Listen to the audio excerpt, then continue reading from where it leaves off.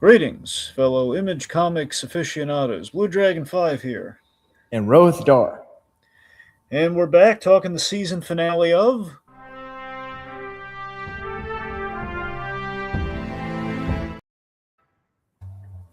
Yeah, that's right. So it's finally here. It's been a jam-packed season as it always is with Invincible, and we're talking season 4, episode 8. Don't leave me hanging here. Yeah. So Rohit, what did you think?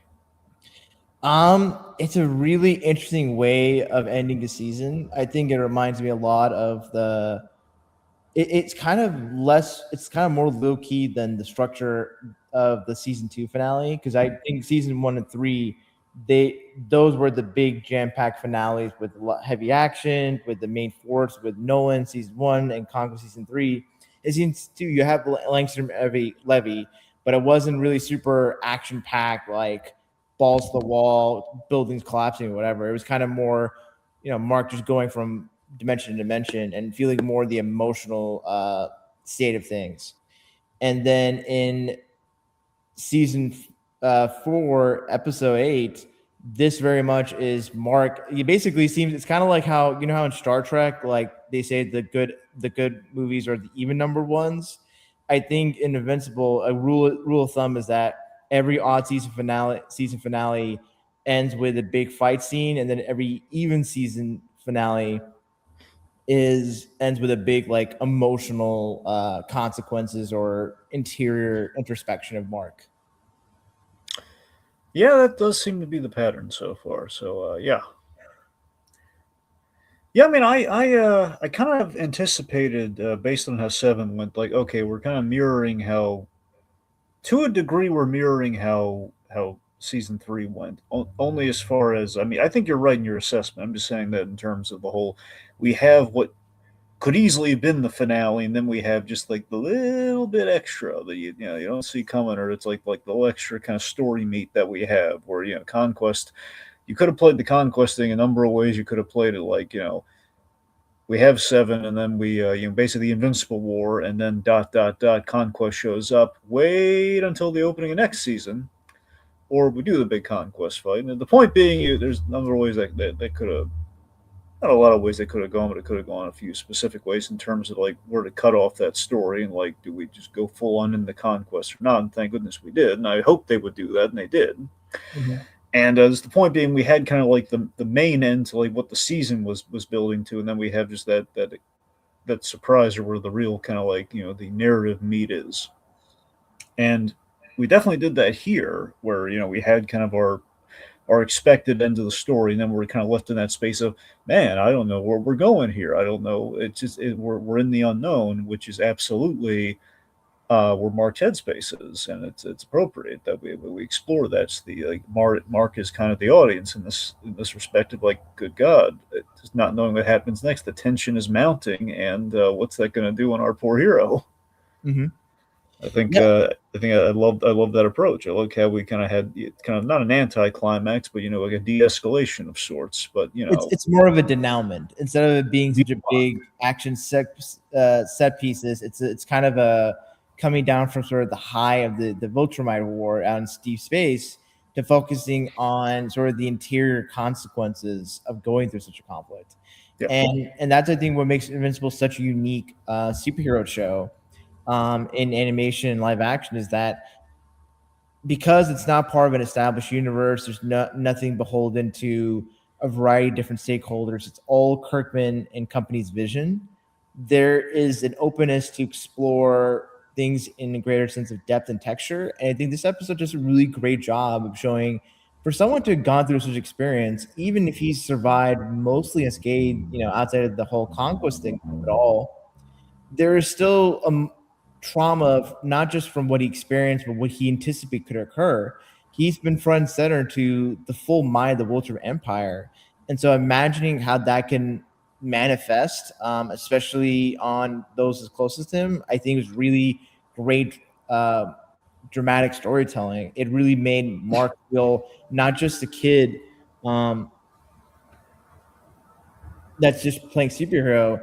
he comes off as a guy who's seen and done stuff, and all that's kind of just crashing in on him psychologically, and seeing how he has like moments of just being not connected to reality, just being overwhelmed by these traumatic images. And when he comes back in, like people are visibly worried that he's just kind of like he's it's the equivalent of a soldier coming back from war and not really just reliving his past trauma, but just anticipating any future trauma to occur on those closest to him. So it's a really great angle to explore with Mark, and I think it deepens um, the consequences and stakes of the next season. And Steven Yeun, as always, being such a great actor, both in live action and in animated projects, especially Invincible, he really came up to the plate and went for a home run. I think this is one of his better voice acting performances in Invincible. And I'm really excited to see how further he can explore with Mark as a character in season 5 beyond. Yeah, I mean, going into this, I mean, I didn't. I knew we were going to get the scene, like our big image scene, so to speak. Mm-hmm. Here, I knew we were going to get this scene. I didn't know it was going to be this scene. I knew at some point we were going to get this scene. I was so swept up in everything. I wondered. Basically, this lays out the direction of season 5, which I knew was where we were going to get to, but I didn't. I kind of completely forgot. Based on the whole way I've experienced Invincible, which is I'm going into the show and then I basically kind of binged through the comic once, so I can just kind of gradually forget like the specifics of things, and then kind of be surprised in the readaptation of things.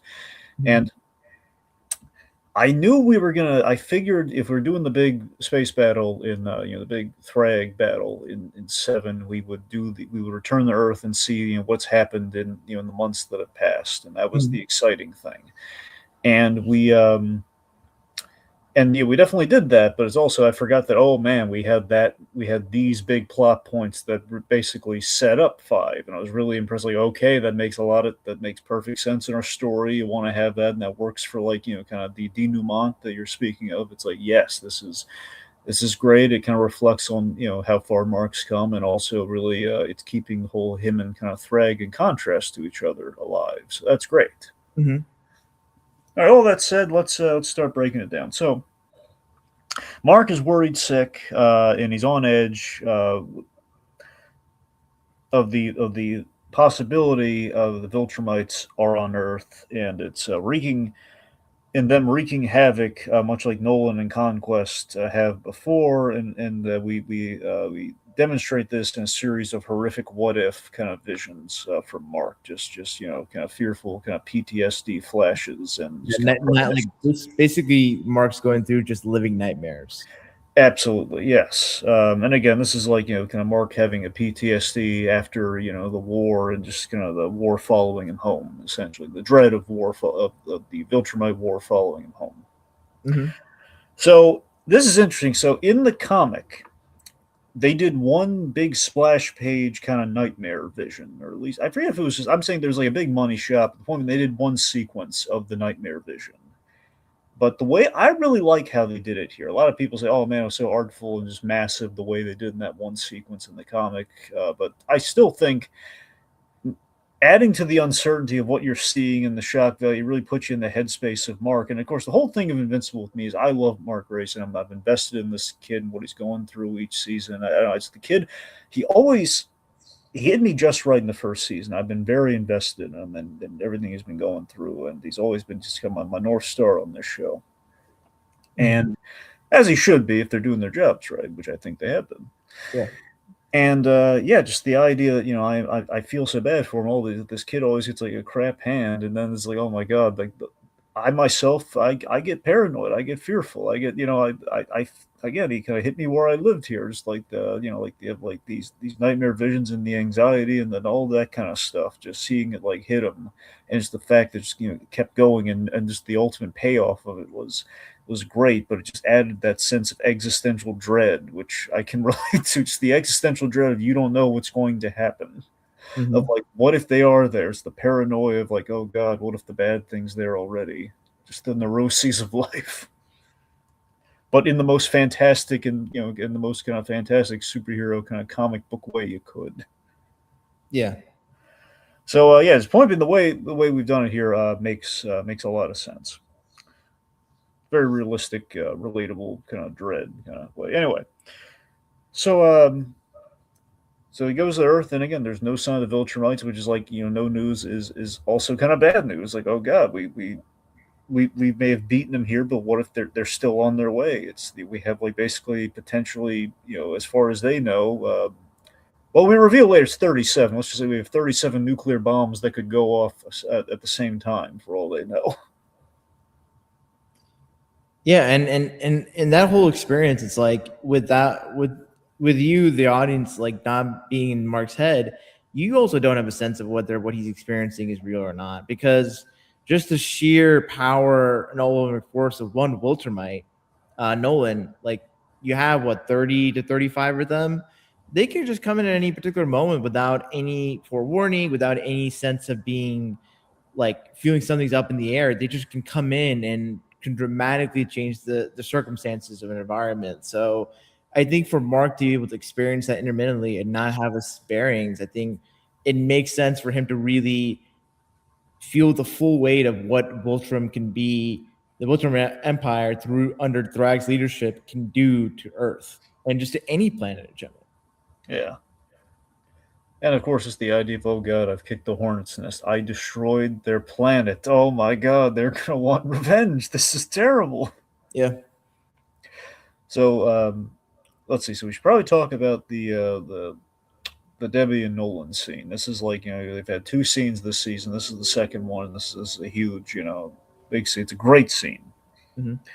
Where they break the bad news that Oliver, he's okay, but he's in space in a back to tank healing up.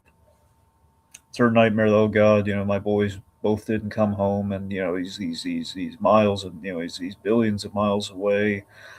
Um, it's a great scene that really complements the earlier, which of course was a highlight of the season. Just Debbie and Nolan finally having kind of their conversation after everything they've been through, and this is kind of like Nolan was very much on the back foot. He was very much kind of like.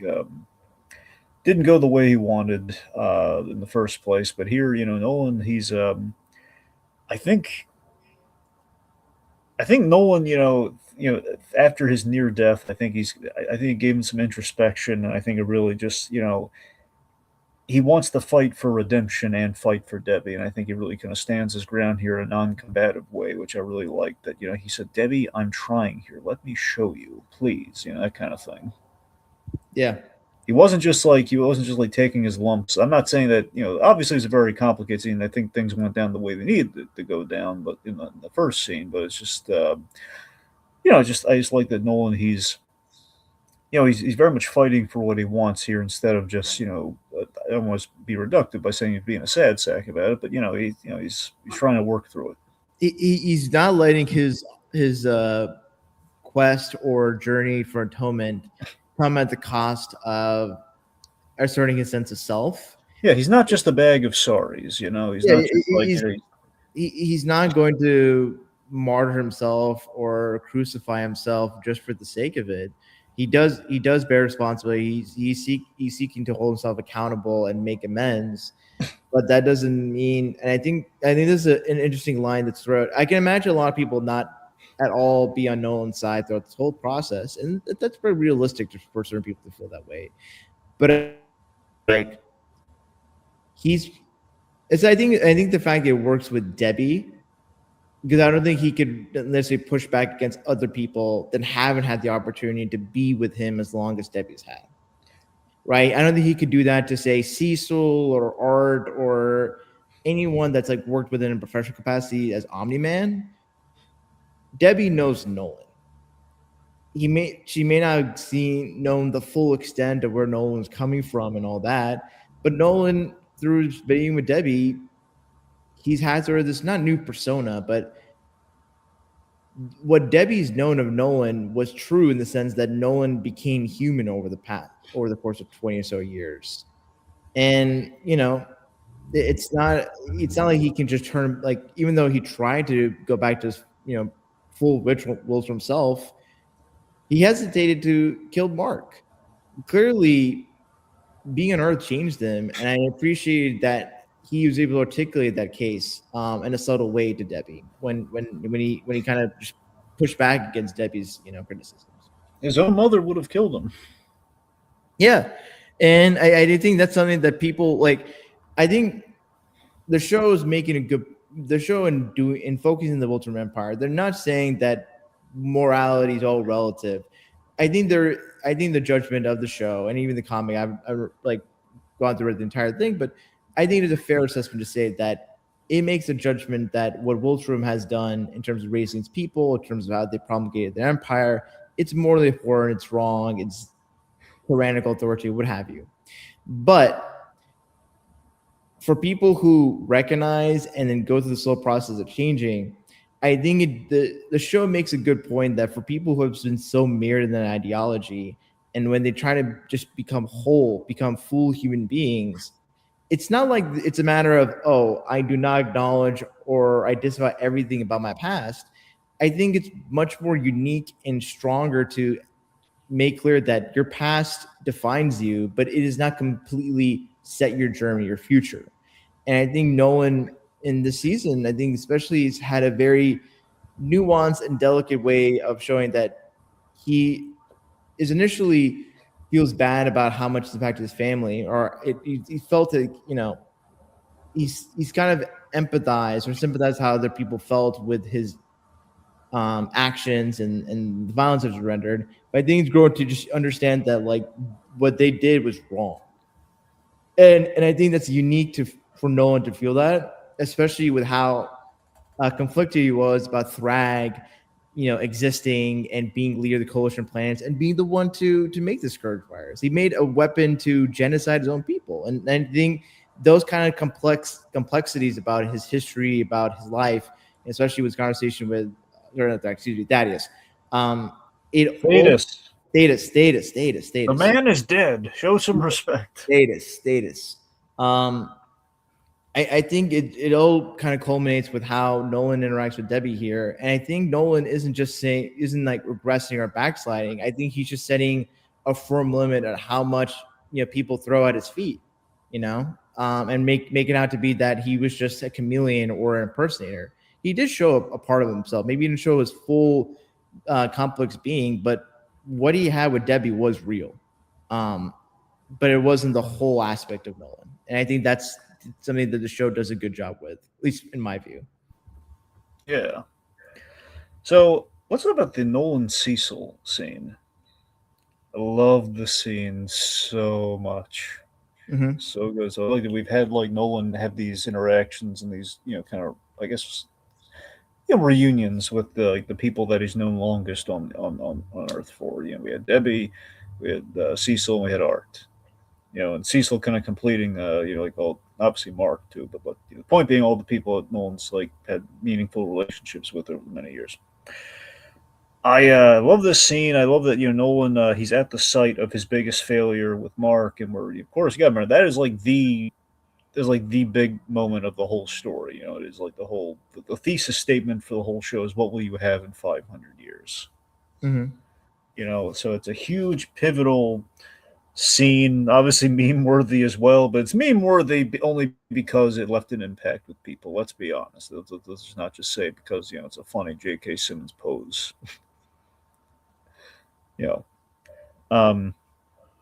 Anyway, so my point is, um, he's at the site of his greatest failure, and again, the moment that defines the show and Nolan's redemption, everything that he goes on.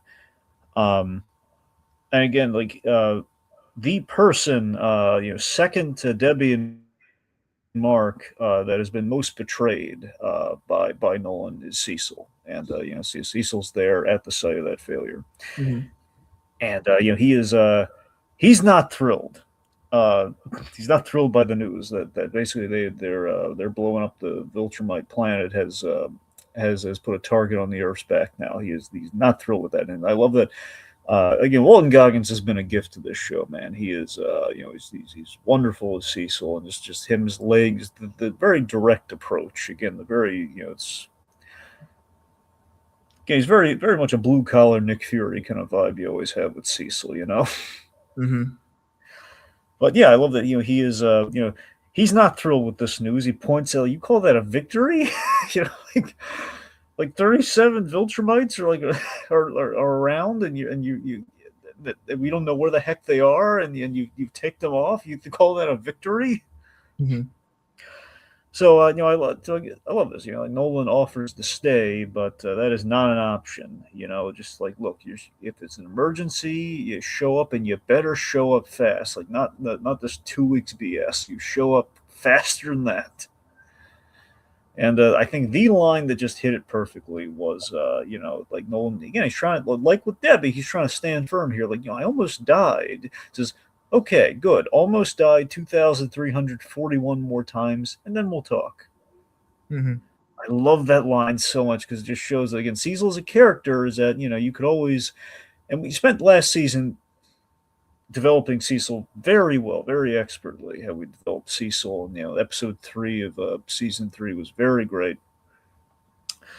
Anyway, the whole thing is just the fact that Cecil, we established, Cecil isn't just like, he's not a callous government monster or anything. Cecil, he was optimistic like Mark, and he still is, but he has been traumatized. A lot of bad stuff's befallen this guy. He has seen horrible things no person should see, and he is he feels these. Well, I mean, he, in a way, kind of like Thragg feels every Viltrumite death. In this case, he remembers all these deaths. He's had to break the news to these families, and it's incalculable, but he actually has done the calculations. That's the thing with Cecil. Cecil has he's taken responsibility for these.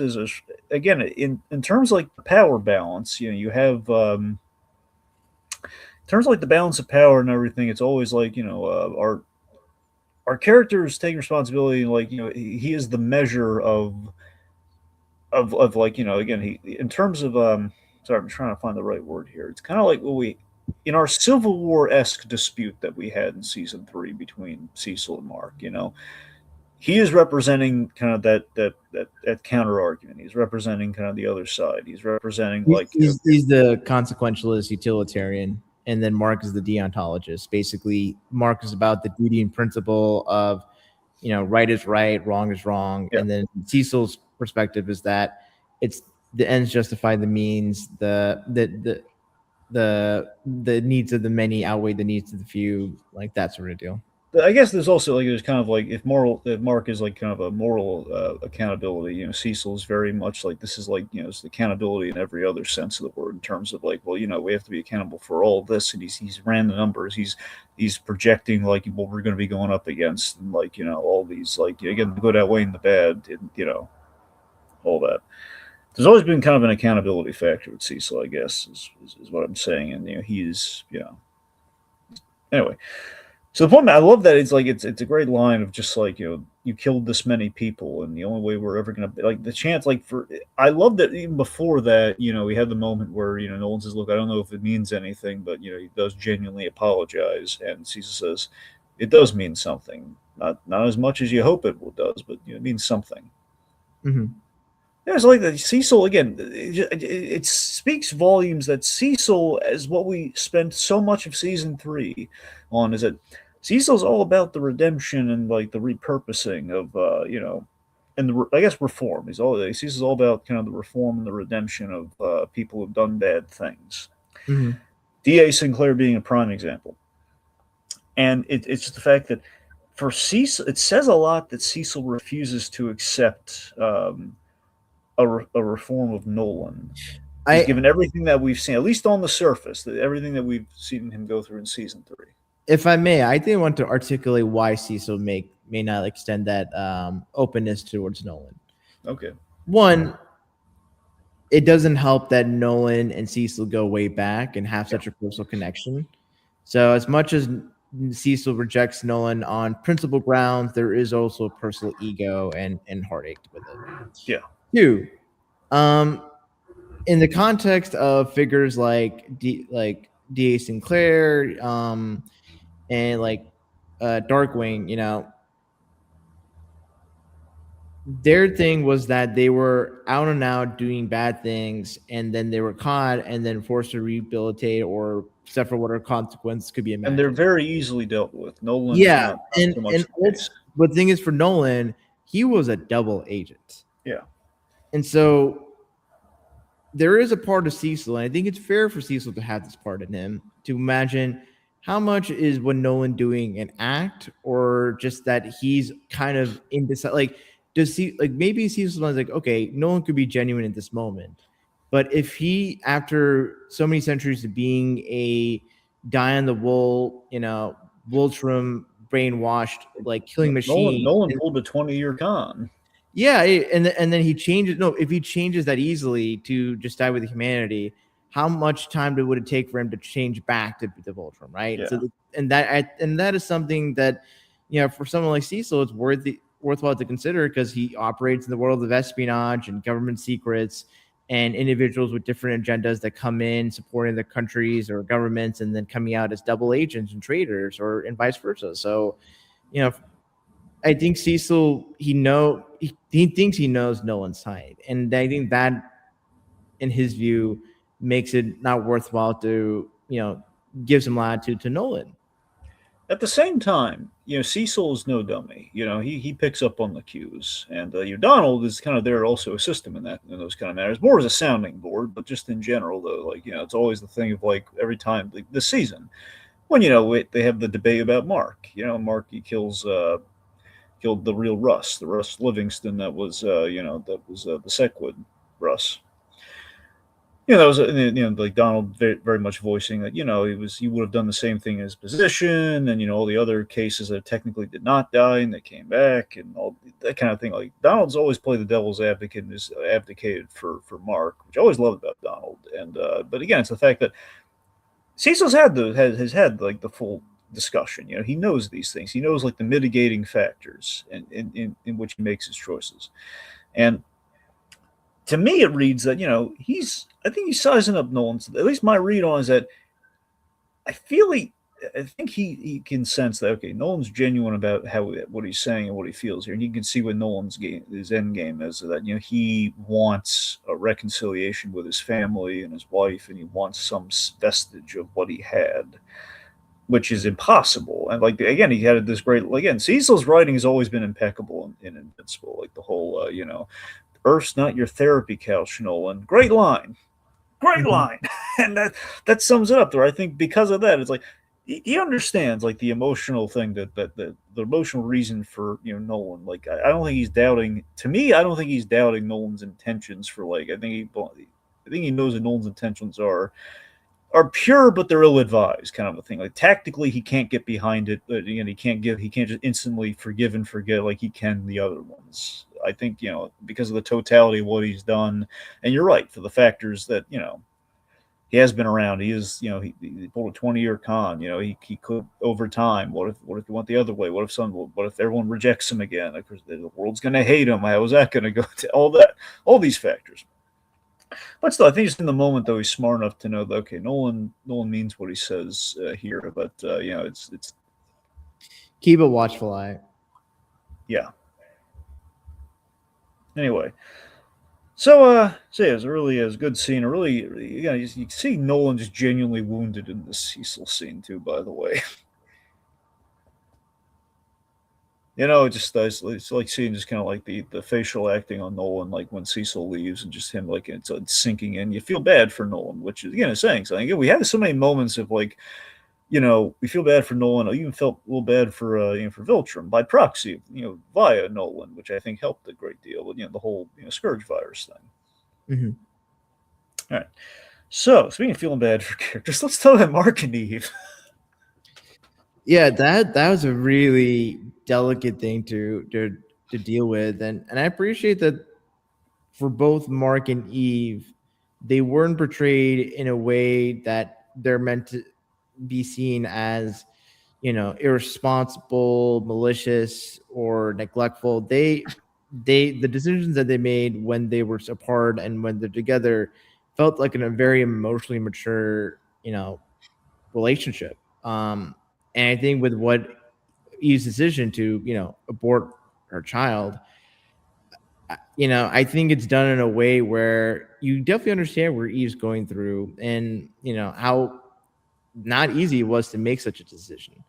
And ultimately, I think for Mark, in his heart and hearts, he knows that this was probably the right decision for Eve with what she knew at the time. and what she was dealing with at that time. So the way that this was done, and especially in light of the like Eve's weight change and how that fluctuates with kind of her state of mind, like that I think was really deft writing and great acting the part of Gillian Jacobs as Adam Eve and Stephen Yeun as Mark Grace Invincible. Like they both were able to display a level of tenderness, vulnerability, openness that, it's not easy to convey that in an hour of animated television with just only 5 to 10 minutes, give or how long that their scene was, and they just hit it out of the park. I think this is what makes Invincible a great, show in the superhero canon, because it's not just, hey, we can have boatloads of violence and language and all that stuff.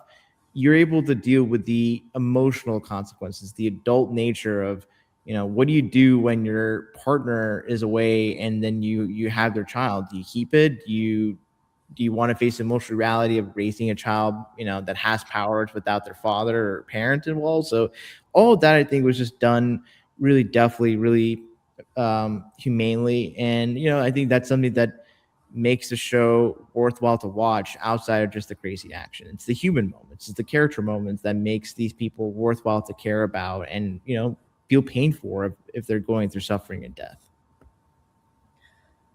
Yeah, I so first again, I love Mark and Eve together. I said I've always liked them as a couple, and I thought we really I was looking forward to getting to this stuff with them. I have a I have a nitpick. It's kind of a big one because I got really excited and really intrigued by something, and then they ended up kind of. I think they screwed up in the writing in this last episode with a line, just one line. If they cut the line, I think it would have been fine. Okay. Okay, so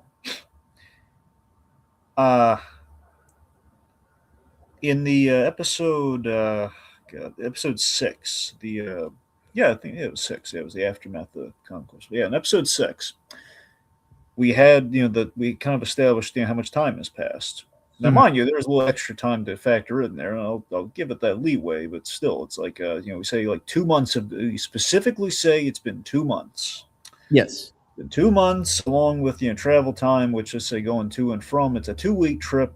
Going to and from Telestria, so that's at least another month. So 3 months, and then factor in that okay, they from wherever they were, they had to fly without a ship and probably taking pit stops along the way to get to Telestria. So I don't know.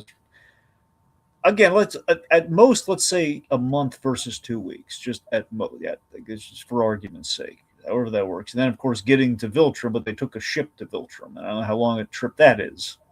Okay. So, any way you slice it, Rohit, I don't think that's 10 months. Between the travel time, between the right, like that doesn't seem like that equates to 10 months. Well, yeah, the show condensed that time altogether. Yeah. Well, here's the thing they kind of did, but they also kind of didn't. So, in the comic, 10 months. The show, you're right, that's we were led to believe condensed the time, which is interesting. Here, Eve, when she later on, she has a scene with Mark, and it's kind of the pick me up of like, hey, you know what? Maybe I'll go into space for 10 months. She said 10 months, and that kind of bugs me because when they said 2 months, since the idea we were condensing that time frame in Eve's pregnancy, I wondered if we were going to make a big leap from where the comic was with where we were going. I was thinking, oh god, maybe because again, now mind you, there's obviously a big controversial thing we're going to be doing next season that Mhm. we haven't gotten there yet, but let's just say the abortion thing was kind of like then controversial. Now it's not as controversial. Let's say it was then controversial, but not like to the extent of like the big season 5 thing. So we're not really. I say it's kind of a small controversy. It's just the fact it was a big move that was not done a lot, but at the time in which the comic came with the whole abortion matter, Sure. and it's just the fact that I wondered if maybe probably not as a response to that, but just for the sake of like storytelling, maybe condensing like how much they want to stretch things out. Because let's just say maybe there is a world in which we in way in the distant future, perhaps children enter the picture, maybe. Mhm. And I wondered if perhaps we were sidestepping things like, oh God, if we're going to maybe shorten the length of time, perhaps we do not abort the pregnancy and perhaps we have a child and perhaps we've really, because again, Kirkman has been kind of one of the big things in how he's readapted the show Mhm. is he's moved events around earlier than he's basically moved the time frame around a lot, like the whole monster girl robot getting stranded thing that happens later in the comic, Okay. and we kind of did that earlier. So these are the kind of things way back the whole Sequid thing, the whole like the first time we did it, we went when Invincible went to Mars. That happened a little earlier than it did, like different points in time than what happened in the comics. So Mhm. I wondered when they said 2 months, I got really excited, thinking, "Oh man, that is a potentially really big swing." You know, Mhm. I don't know. It's just like that's what I'm saying. It's a nitpick. It doesn't affect the story that they're telling, and ultimately, it's still the same story points. I mean, I was saying it was like a really big change in like one specific detail that did really make the wheels turn. Like 2 months versus 10 months. That's kind of a you know. It might have been just a random aside. Like Eve wasn't really trying to mimic like how long Mark was out, or just kind of just putting a random number. Or it could be a thing where maybe initially there was a version of the season where it was a 10 month gap, and then I think it might have been changed like in the middle or near the end of the production, and So that that line. make that I think is more likely. That's what it feels like. It feels like they probably went with 10 months at some point, and they just kind of left it in there and just thinking, well, maybe it's like her just kind of overestimating like the amount of time. But I don't know. I think it's probably what you said. I think it's probably they were going to do 10 months, and they realized, well, maybe we don't want 10 months to go by on Earth, so Mhm. yeah. Because I want to say maybe a lot of other things happened in the 10-month gap because there's kind of a few times in the Invincible story where a lot of time passes, so it's kind of hard to nail down. It's kind of hard to nail down like what specific events happened during these gaps in time when Invincible's out of the equation. So that's why I'm unsure. Yeah. Anyway, but again, like I said, quibble. It's just something that ultimately the same story points happened, and it just kind of had me guessing. It was like it was a little nitpick. So Eve, but yeah, so Eve's in a tough spot. She had made a very tough decision for very understandable reasons, and for everything that Rohit's kind of laid out there. Again, it's the beautiful love story that she, the deepness of the big, a lot of, let's just say people maybe for the wrong reasons have been really looking forward to Heavy Eve, the Eve with the weight gain. They love Big Eve. Yeah, well, I guess the kids would call her Thick Eve, but the whole anyway. But yes, they've been looking very forward to that. So I mean, I know people so going into this even when they did like the little teaser thing for like season 4, they had like like the chibi version of Eve, which looked a little big, but it could have been a chibi thing. I was like, oh god, they're definitely gonna do that this season. Mhm. A lot of people excited for it, so I was like, yep, we're doing. I figured when he comes back, that's the thing we're gonna do with her. And of course, I love the rationale with it, that it's her power set. When she uses her powers, she's like burning, when she uses her powers, it's moving atoms and everything. It's basically burning off weight. Yeah. Of course, her not using her powers, that is bound to happen.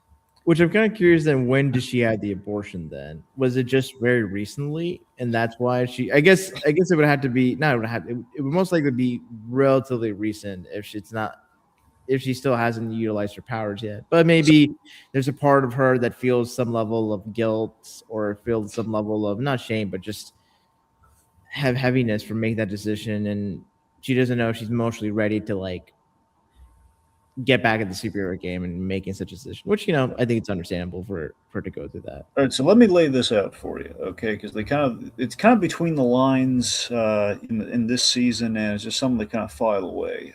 So again, the reason Eve's powers were out of whack, obviously, was because of the pregnancy, and the reason, like the superhero physiology, I guess here is that with her power set, is that it's basically taking away nutrients and stuff from the baby. Mm-hmm. So that's why she her powers are basically they're being channeled into like the human life that's growing within her. So that's why the powers malfunction. So I think it basically is an emotional reason. Like like her powers came back after the abortion. But beyond that, it's she's it's probably more of a psychological. She just hasn't been like kind of in a malaise. She hasn't felt the need to use her powers and just kind of that kind of thing. Yeah. Maybe a guilt, maybe all those There's like factors. there's like she's like a low grade depression. Exactly. Yeah. So Yeah. it's going through a trauma, some sort. So, Yeah. yeah. Anyways, the point being, she's put on the weight due to the powers. And I just love that, Mark, he's Mister. He doesn't care, which was really sweet. And there's a very, it's not infamous in a bad way, but there's an infamous panel in the comic where Eve is suiting up, and I don't think, mind you, she'd have to suit up, which we haven't seen her do yet. So I don't know. Maybe the scene will be in season 5. Who knows? People are going to cheer for it if it happens. I promise you. Mhm. There's a scene where Eve puts on the costume, and mind you, usually she just suits up using the power. So I don't even know if they would like necessarily do this, but she's suiting up, and she's asking Mark. She's asking the age old question: Mark, does my butt look bigger in the costume? And Mark is basically saying like, yeah, no. Mark essentially says, Eve, no, look, I'm fine with the way you look. I'm in no rush for you to lose the weight. Honestly, that's what he says. Hand to God. Yeah. So that's what people are looking forward to uh, next season, I guess. Otherwise, this was like a far more maybe more tasteful version of that. Absolutely. Yeah, but no, it was a really sweet kind of vulnerable moment there. Just the fact that he missed her. I love this. This I found kind of funny on a rewatch. I love that that's like the go-to move for the Grayson men. It Mhm. is the whole I missed you kind of kind of move. Yeah. Like think about it, Nolan's whole thing with he told Debbie, I missed you, and like I think I missed my wife. All that kind of like the miss. They are gone a lot, when they're gone a lot. They miss the women. Yeah. Anyways, so seriously, it was really sweet. And again, later, I just love. Again, my heart goes out to that Grayson kid, man. Just the guilt on poor Mark. He just, as far as he's concerned, he keeps hurting people with these impossible choices, and it's not all his fault, but he's just he's making these choices, and it's unintentionally there are consequences to these choices. And I love the whole like when she tells him on the roof finally, you see like the tears and everything, and he says, I'm so sorry I did this to you. Which is a beautifully tragic or beautifully painful line that he has. Mhm. Which again, because it's kind of what he did, but it's not his fault. Again, you get the idea he's probably happy with the prospect of father, would they be informed that you were a father but not anymore, kind of thing. And given Mark's whole son becomes the father, father becomes the son thing, the whole series is built on. Fatherhood would be a huge deal for him. Yeah. And what next season being the cornerstones of next season, which we establish here, is going to be about the Viltrum Empire breeding. Mhm. Again, this is going to be a continued theme that we're going to be exploring. So Yeah. the fact that we're doing it in our last episode here, I think it's important. Most definitely. Anyway, so again, Eve's response to Mark later on when he's kind of spiraling and everything, and she says, "Look, we both take risks. It's part of the job." The fact that's what's wonderful about Eve is that Eve, she is a to quote Guy Gardner from the Superman movie, she is of the cloth. She understands it. She she's been a hero. She's lost people. She lost Rex. She knows exactly what the trials and tribulations and the losses are, and like this is the hardship that they signed up for. Yep. Yeah. So very well acted stuff. Let's see, Debbie and Paul. So realistically, they broke up, but they're very good friends, which was nice. We have the good Paul, not the bad Spider-Man Paul.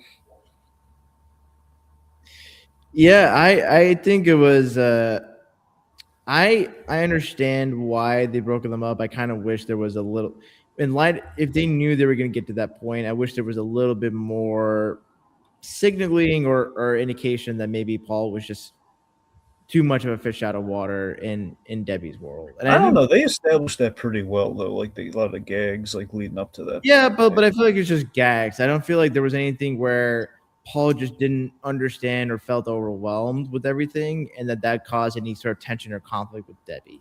But That's I the feel like thing, though. He could just be a nice guy. Like he gets it. It's just kind of like ultimately is the realistic thing that would be a hurdle they maybe would not be able to get over. I, I get that on paper. I just feel like with how like Mark and Amber ended things, that was Yeah, the dramatic, really, painful thing for to occur for both characters, and maybe that's like but they were younger. young characters too, though. That's the other thing.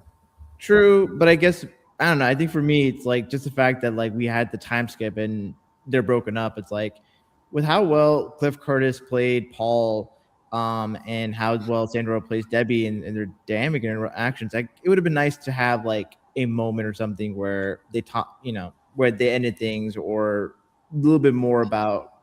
I mean, what they did was fine. I guess just for me, I just really like Cliff Curtis's Paul, and I kind of wish there was more of a neat, like more fuller depiction of the end rather than just kind of meeting them after all that's been said and done. But Yeah, well, you gotta remember too, like they were in kind of a, they were kind of, it's kind of darned if you do, darned if you don't, because a lot of people were wondering this, and we kind of got an answer that was, I think, surprised a lot of people. Is that so? Paul wasn't in, to my knowledge, Paul, to my recollection, Paul is an invention of the show. Paul was not in the comic at all. yeah.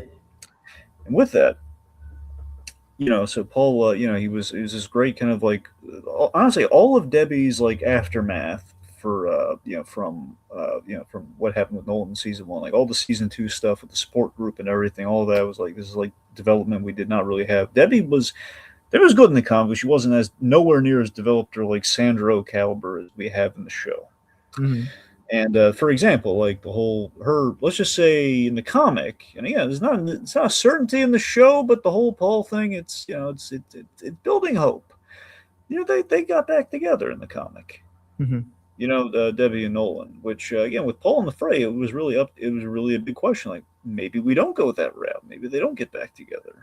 I don't know. I feel like if Paul's on the picture, I just don't know if the show would be willing to have Debbie and Nolan get back together. Well, that's what I'm saying. I'm saying had Paul, had they not broken her up with Paul, I think it would be a question of like, well, maybe maybe they don't get back together at all. I think we're on track of that now. I think, but however, I think they're taking a lot. I'll just say in the comics, she was a lot more forgiving of Nolan than she should have been. Yeah, I think where the show would end up, I think I can see a place where Debbie can forgive Nolan, but I don't think she would ever get back with Nolan romantically. I think she. And maybe that's where they're going to go with it ultimately in the show, which is possible, which would be interesting. I'm just saying, regardless, however they're going to broach that subject, it seems like they're taking like a slower approach with it, which is the route they should go with it. Now, I mean, mind you, a lot of time is going to pass in this show. I don't know how many seasons we're going to get, but a lot of time is going to pass. Yeah. So we might end up at that point with them. We might, more realistically, though.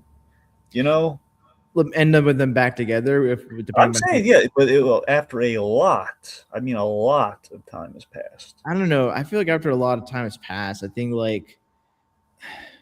feel like you can be able to accept that a person has changed and grown, but that doesn't necessarily mean the natural outcome result is to bring them back into your life. Well, you gotta remember though, Nolan does really love Debbie.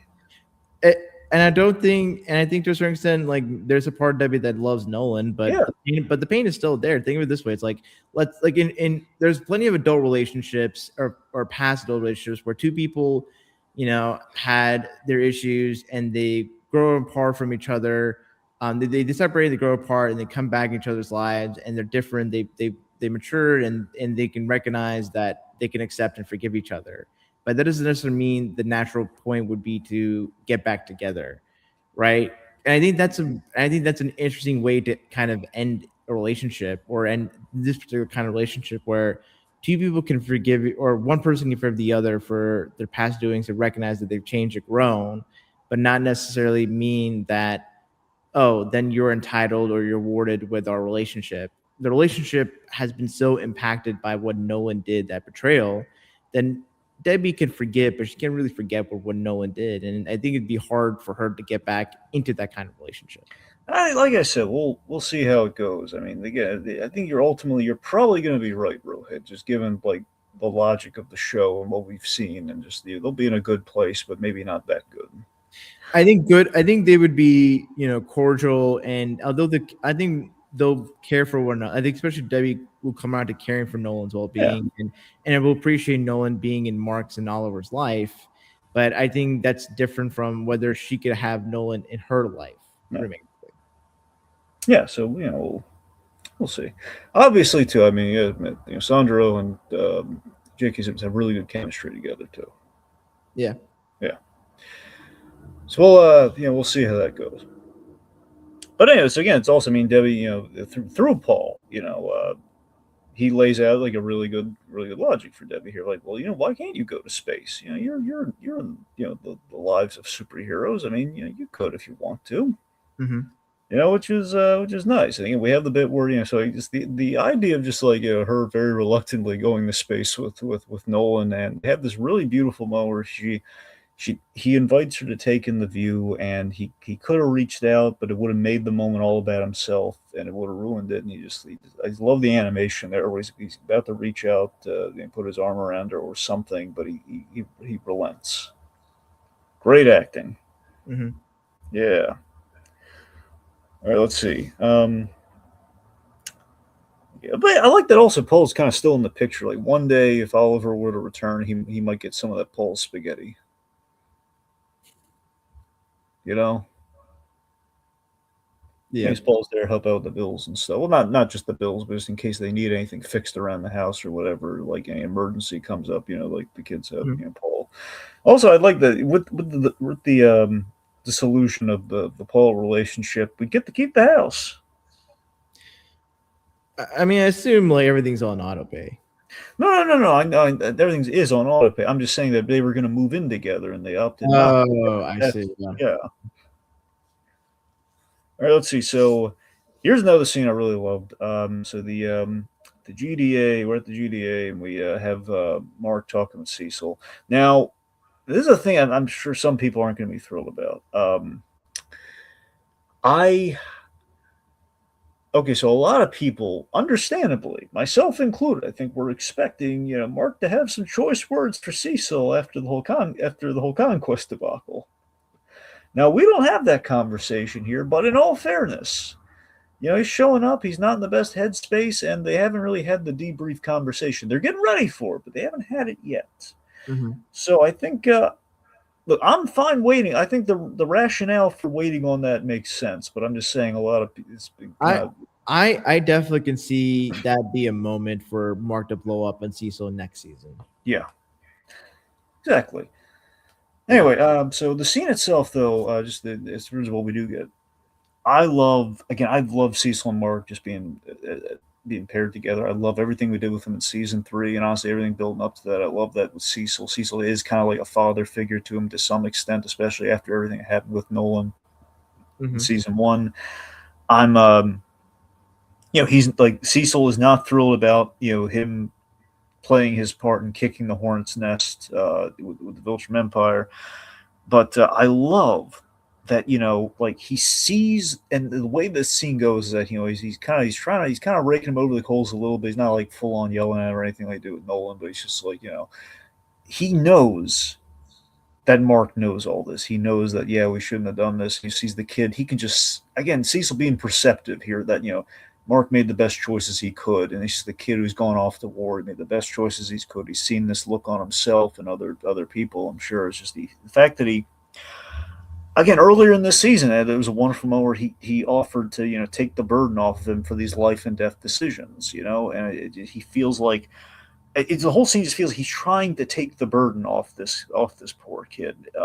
These very grown up, very veteran like choices that this kid has been forced into, so he doesn't have to live with these consequences and this aftermath and this PTSD that he's currently going through, and these choices that he's making, and it really feels like he sees himself in like that flashback we had in season three. He sees the optimist. He sees that poor, that kid who's just got the world on his shoulders, and he's trying to preserve that optimism, even if things are kind of tense between them sometimes because of the choices that Cecil has made, the choices that Cecil has no compunction making. Very much kind of the Batman contingencies kind of thing that Cecil's kind of been kind of had. Um, it's just he wants to minimize that trauma for him, and I just love that he is genuinely concerned over his panic attack. When Mark starts to kind of freak out and has the panic attack when he kind of for a moment pictures Thragg killing Cecil. Which, by the way, the four instances of Thragg killing his loved ones, which are all very graphic and horrifying, or I guess Thragg and his son, so on and so forth. Um, the four people are loved ones, or people that are close to him, which includes Cecil, which was nice. Mm-hmm. was graphically horrific. It was horrific, but it was still nice. It's the Yeah. fact that he made the cut. Anyway, but seriously, I just love that in the moment there, he like right before that he says, "It's gonna be okay, kid." It's about the whole situation. We'll figure something out. That was just so nice of him. And then he's like, when Mark's starting to have his panic, he's like, "Hey, you all right?" And all that. And Donald's coming in, like they care. I mean, they have to care. Obviously, it's their job, but still, I felt like he cared. I rambled on a lot there. Do you have anything you want to? No. I think like for all that Mark has gone through with Cecil, like Mark understands where Cecil's coming from. He's Yeah. even gone to his line of thinking before, but especially with the Sequin, like him killing the Sequin leader when he did, like that was a very Cecil decision to make. So I feel like in certain instances, like Mark has grown from being a naive to a certain extent young superhero to being someone who's been at this for a while. He knows that there are certain decisions you have to make, even if you don't want to make such decisions, and understands and respects what people like Cecil have to do day in and day out. So, yeah, I think for all intents and purposes, Cecil, he knows he wants to save the world, and to a certain extent, even if Cecil disagrees that you can be both, I think in Mark's mind, you know, Cecil is a good guy and wants to saves the world. So even if Cecil doesn't see that in himself, and I think that's such a unique, dynamic to have, where a guy who is visibly making more than biggest decisions and doesn't think of himself as a hero is viewed by the traditional hero as a hero in his own right. And I think that's an interesting, and I think that makes Mark's like anger towards Cecil in season 3 feel much more personal than just ideological or philosophical in nature, because he feels like Cecil is disappointed and let him down in the decisions he's made with D.A. Sinclair and Darkle. Yeah. Yeah. Oh, which, by the way, just gonna throw it in there real quick in the whole like the failed portal that T.A. Sinclair Yeah. built. It was a fun little sequence. I was worried. I was a little worried. Oh god, we're gonna kill D.A. Sinclair. That's gonna be a big roadblock.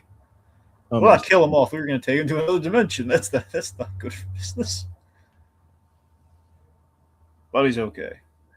I think it's ridiculous that Donald didn't have the foresight to try like, hey, let me slide the two dials that are raised down with the other lower dials.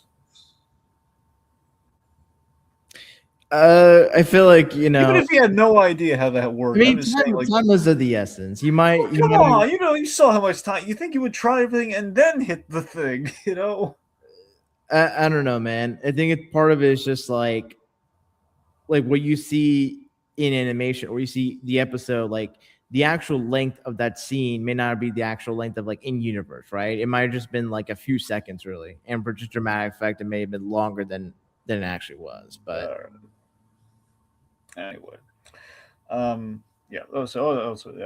During the Cecil and Mark scene again, it's really nice. He calls back the whole. You offered people I could talk to, and kind of Cecil picks up on. Yeah, sure, we'll do the debrief in a few days, and he's just gonna he has Donald drive home. I kind of wish he said like we'll have Donald make some calls or whatever, but it's fine. It's implied, I guess.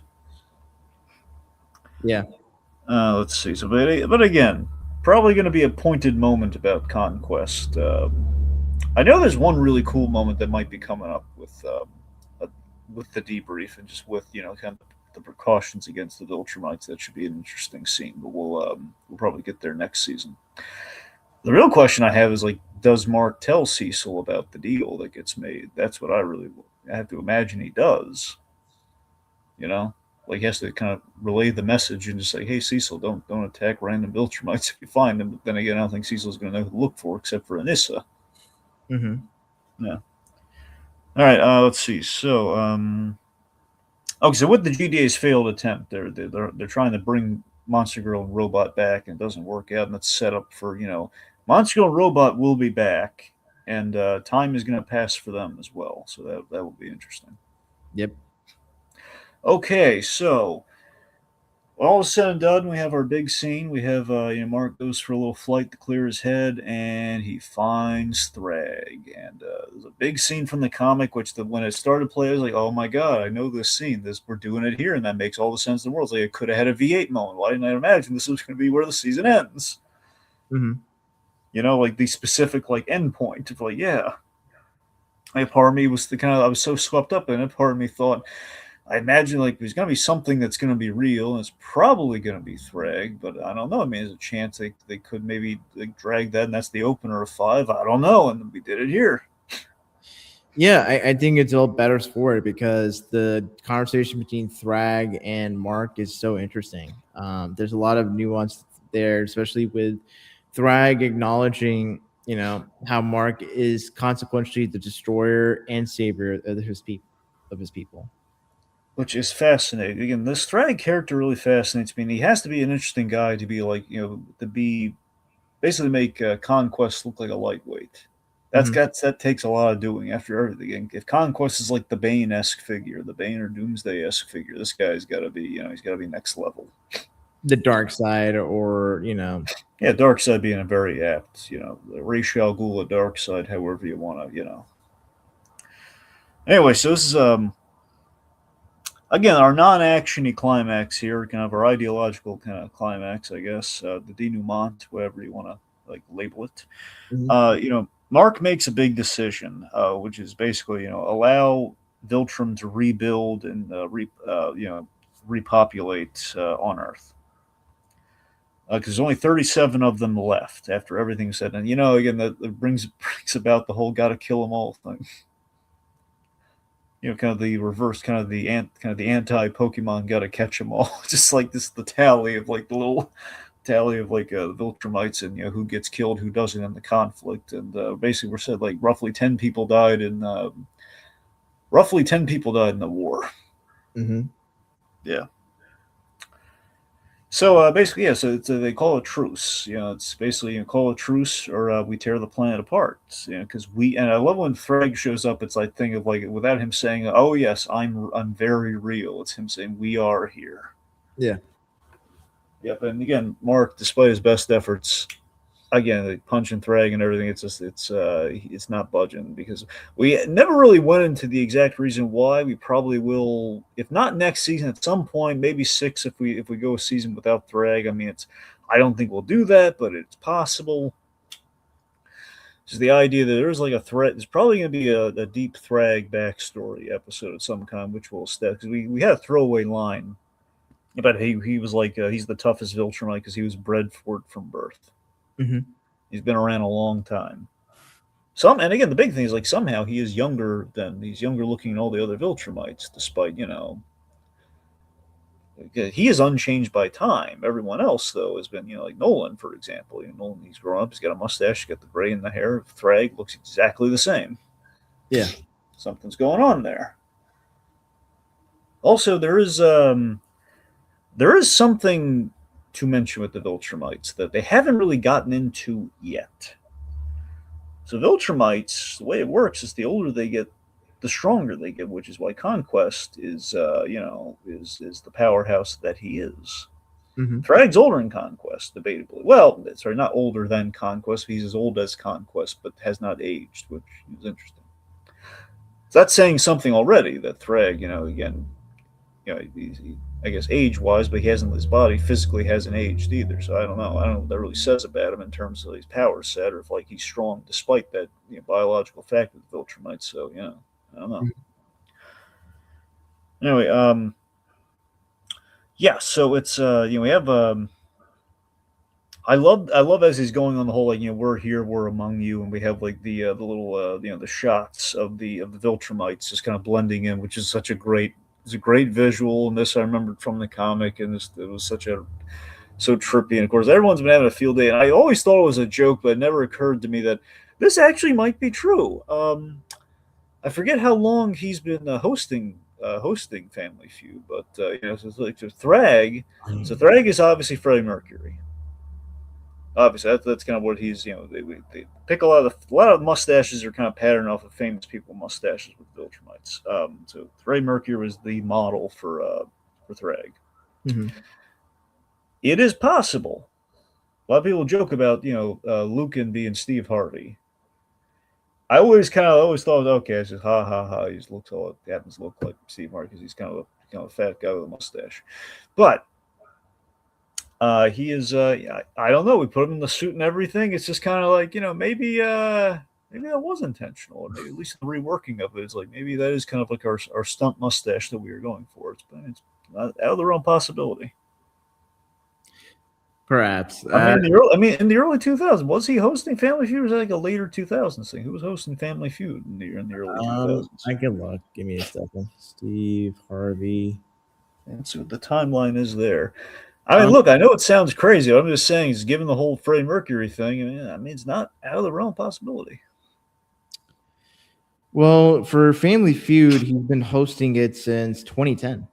Okay, well, never mind that. Okay, so it wasn't at the very look. Okay, let me put it this way: in the comic, I mean, there's the Steve Harvey show from '96 to 2002. Okay, then I know nothing. It could absolutely be Steve Harvey. Let's just say it could be. Although I feel like Steve Harvey just looks like any other black guy with a mustache and bald. Yeah, I mean, look, I don't know. It's like saying Stan Edgar, at least how John Carlos Esposito styled, like visually. It's like, oh, they're going for Obama look. It's like, no, that's just what older. Come on, that's not the same thing that's at all. what older black men that are lighter skinned in his age range will look like. How else would someone look like that? Well, no. I'm just saying that. I'm saying if we're patterning certain Viltrumites as famous people with mustaches, I'm just saying there is a possibility where before I was with you. I'm saying before I was just like, okay, look, everyone's just making the obvious joke that look, he looks like Steve Harvey because he's got a mustache and he happens to look like kind of an overweight black man, like really kind of a chubby black man. Mm-hmm. But I don't know. I'm just saying it's never occurred to me that it's possible. I don't really subscribe to it. I think it's just purely coincidental. But I completely forgot that. Oh yeah, our most pivotal Viltrumite is modeled after somebody. I don't know. Anyway, yeah. So Anissa modeled after then, by that logic. What? Anissa. Well, that's what I'm saying. I'm saying only the men, on the guys with mustaches. Yeah, what about Krieg? Then who's Krieg modeled after? Well, that's what I'm saying. I don't know. I'm saying it. I forget. I only read through the comic the one time. I don't know if I never looked into if the other ones were modeled after people. I know Thragg absolutely was, so it's possible. I don't know.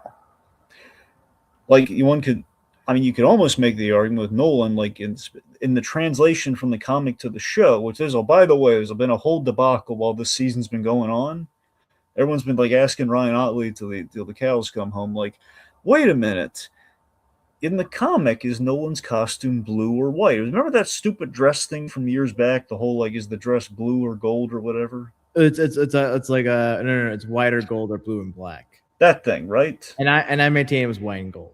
Okay, but you remember that, right? The whole weird the visual illusion, yeah, that thing. Similar thing has been going on this whole season with Omni-Man because people have been going back to the comic, and because the show, it's very clearly white and red. The comic, it was a very light blue. It was always like a light. I always, myself included, I always thought it was a lighting thing because again, I'm used to the show as my primary introduction to it. I knew the Invincible comic. I never read it until after the first season of the show. Mm-hmm. So I always assumed because of that, like, okay, it was white, but it was like a lighting thing, but apparently the whole time it was a light blue, and red. So that's,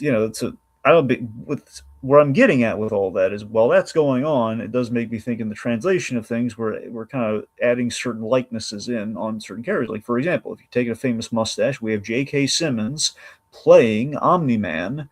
A little bit of J. Jonah Jameson worked into the design of Omni-Man. I mean, it's in terms of our famous mustache element here. So even if Steve Harvey wasn't factored in the original, it is possible that, if they're kind of patterning a certain mustache or certain look.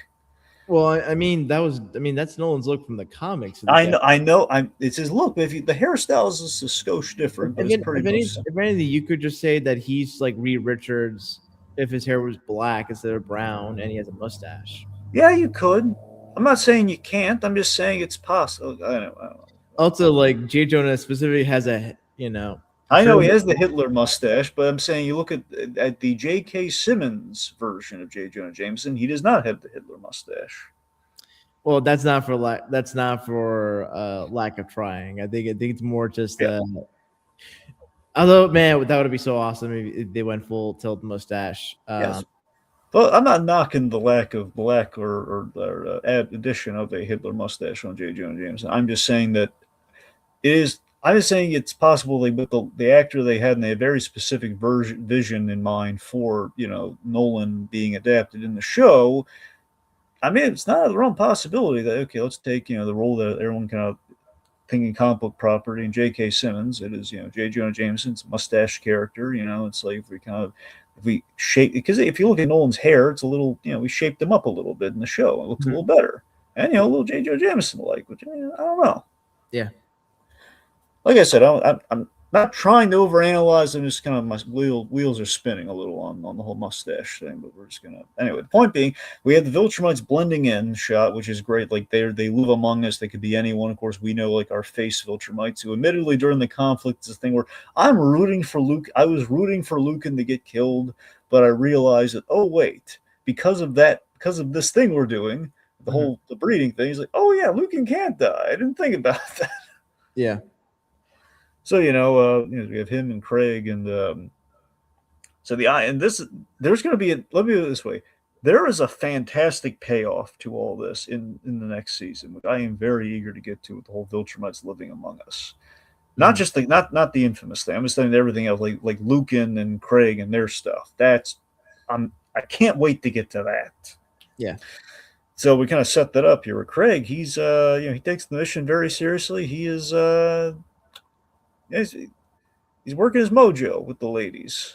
Out of context, you just show that image to anyone who's a comic book fan, but is somehow isn't aware of Invincible or whatever.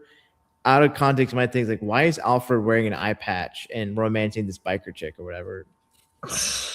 Right? Like, I just look at images of Craig. It's like he kind of looks like Alfred, or like, Well, I mean, with an eye patch. yeah, yeah, Maybe it's Wintergreen the butler. Maybe it's Lee Wilson's butler. yeah. Just makes him wear the eye patch even though he doesn't need it. Mm-hmm. Why do I have to wear the eye patch? Because it looks cool. Fine. Anyway, of course, Anissa, she's she's wearing the Earth clothes, and she's they're all blending. And of course, you have to wonder the semantics of how they get social security numbers and everything. How do they truly blend in? Which we're not going to worry. It's kind of an illogical logic thing. We're not going to worry about that. People brought it up. Or like, how do they, get medical records if they're, Yeah, exactly. All that. Of course, Anissa, she's being kind of like the her whole thing's breeding, but she doesn't really seem to be taking people up on the offers, and that's it is by design. She's looking for a suitable mate.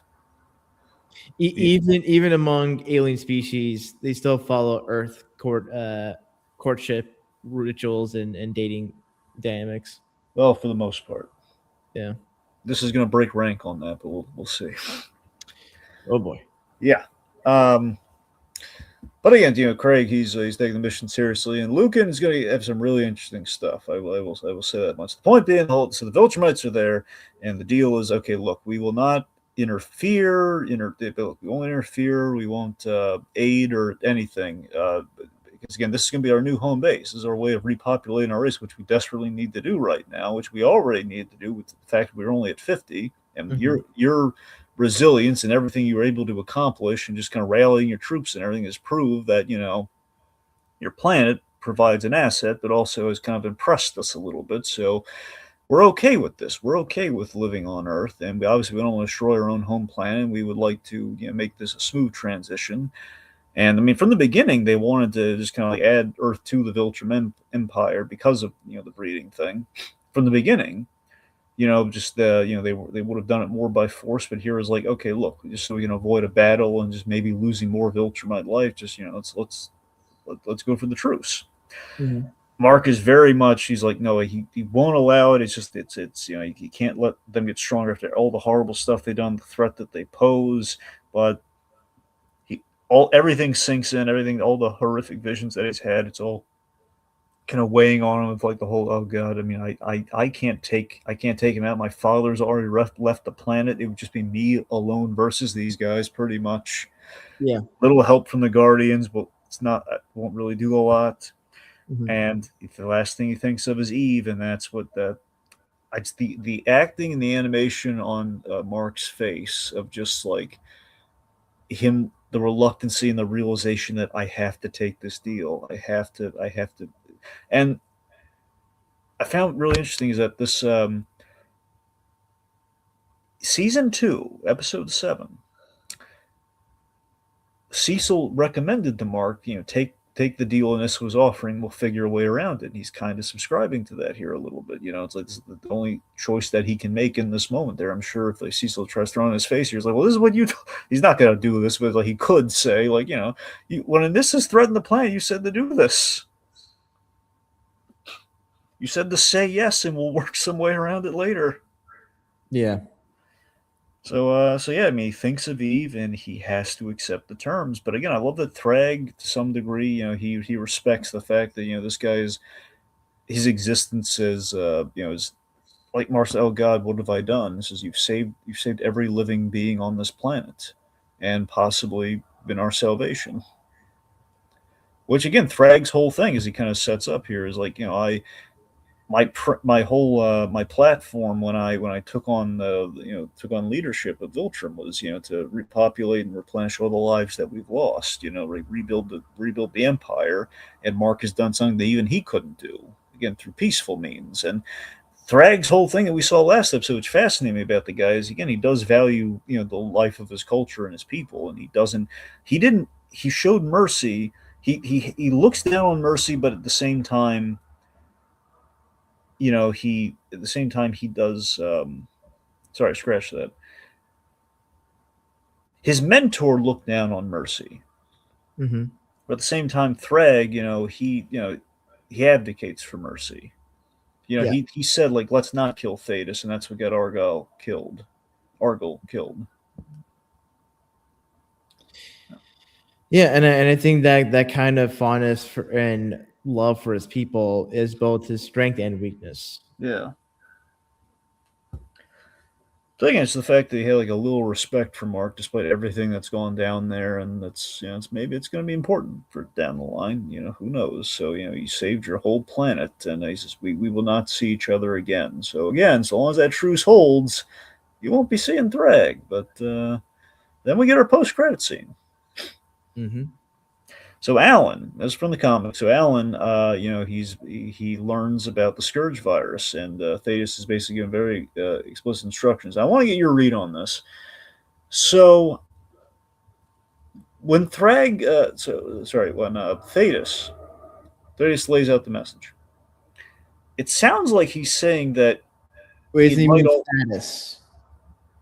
what Is it not status? Thetis, Status. Okay. you know, Continue. to Thetis. So Thetis lays. It sounds like the way Thetis lays it out, the virus might also kill people on Earth. Did you get that? Was that your takeaway or no? I thought it was definitively that it would only impact Viltrumites, but also people who have similar genetics. This is That's why he shelved it. yes. Well, that here's the question though with the similar genetics. So his specific word was like, uh, Mark's people. Yeah, Mark's people is Earth. Yeah, that's the thing. So with similar genetics, so that means Earthlings, right? Yeah, Okay, that's okay. So that's okay. I just want to make sure it's not just I ask because on one hand it's Earthlings, on the other hand, it's just sorry. On the other hand, it's like the Viltrumite DNA with people who have been bred.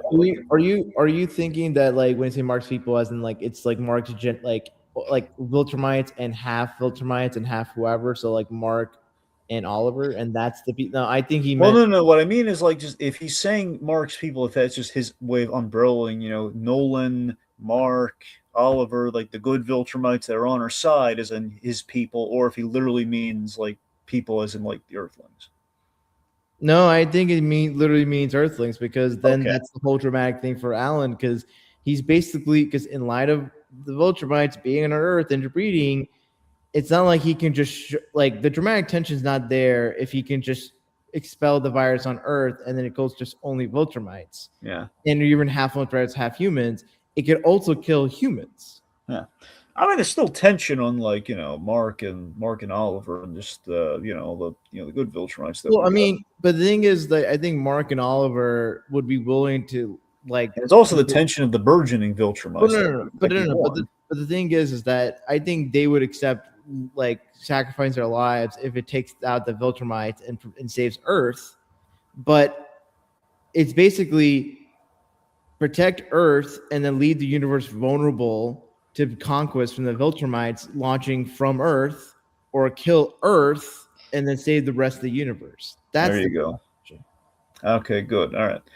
Yeah, that is quite the decision that Alan has thrusted on his shoulders, and like faces like last wish is like use I hate because he says he didn't tell Nolan this, like like use the scourge virus on Earth no matter what. Mm-hmm. Or I guess just use they don't know it's Earth, but it's like use the scourge virus no matter what, even though it's risk to Mark and his people. Yeah. So yeah, that's I mean, what did you think of that? So that's a pretty big Big dramatic reveal, and it's especially potent to think about considering like what Alan who's has to make this decision. Alan, who specifically said that like as much as I love to talk genocide with you all, our focus is on stopping the Viltrumites, and basically he's given the genocide solution. Yeah.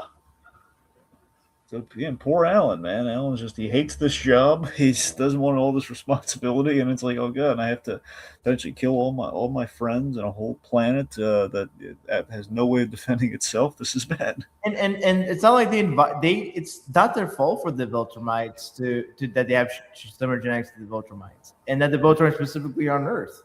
They like most everyday people had no responsibility or choice in the matter. Those decisions were made by higher ups, and so they suffer the consequence way. And in a way, Mark has also screwed over his people. And okay, they either get colonized and taken over by the Viltrumites, or they get genocided by the Council of Planets. Yeah. It's a lose-lose situation. Yeah. So yeah, it's gonna be very interesting. The scourge virus thing, especially. So next season we got a lot of. It's season 5 is gonna be very interesting. I will tease that much. Mm-hmm. We're gonna have maybe a big controversial thing happen. Then we're gonna have obviously the Viltrumites on Earth, which is gonna be that. And then we have most likely Robot Monster Girl coming back, and there's gonna be some story there. So yeah, but season 4 itself, though, I mean, I think pretty good, right? Yeah, I think it's good in some of its individual components. I'm not saying it's a weak season. I think it's a season that like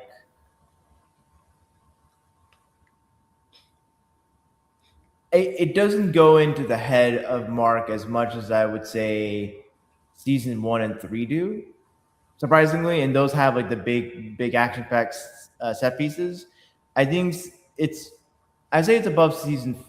I think like season 2 of the seasons, if I were to rank it from worst to best, like season 2 is the worst. I mean, it's my least favorite. It's not a bad season, it matter. It's like season 2, season 4, 1, and then 3 at the top in that particular order. And I think for me, it's always if the focus on Mark is consistent or prominent throughout the entirety of the course of the season, then I like the season a lot. If it's kind of bits and pieces, even when the focus is on Mark introspectively, it's good. I just want that to be the through line, and it wasn't the through line most of the season, but it's kind of focused on the bigger plot machinations or advancement of the whole Voltron conflict. So. All right, so yeah, I mean, I love I enjoyed the season. I look, is it 3? Not so much, but I mean, 3 was a tall order. 3 a lot of really big stuff happening at the conquest thing. I was on the edge of my seat. It was 3 was very strong, and I think this is also a strong season. But again, it's I don't know. It's not as strong as look. I'm with the consensus, I guess, but just I don't know. Seasons 1 and 3 are still obviously they're on the top shelf, but this is still very good stuff, and I like the character depth, the introduction of Thragg. We accomplished a lot of stuff here, and we're laying a lot of track for season 5 onward. So we're definitely at a tipping point in the series with a lot of story to go, and I'm still just very pleased with the show, and I'm eagerly you know I'm loving it. I kind of wish the show was getting the numbers the boys is, but it's doing good. I mean, that's the unfortunate cost of being in animation. You know, you don't get to have as widespread acceptance as live action properties. Nor But the budget, which is kind of shown in the animation sometimes, but it's yeah, I think though Invincible, like all like characters like Invincible, Omni Man, Conquest, like they've kind of hit the pop culture zeitgeist and main. I think Invincible has been really popular in spite of those kind of limitations or perceived hindrances. yeah. So I mean, there's hope. All right, folks. So I want to thank you for joining us on our adventure this season of Invincible, and look forward to when we talk about it next season. Some other stuff we're recapping, like Daredevil. So yeah. Also coming up, we will be talking about the boys at some point, and yeah. All right, that's all. And remember, folks, when you sign up for those dating apps, might be Viltrumite. Till next time.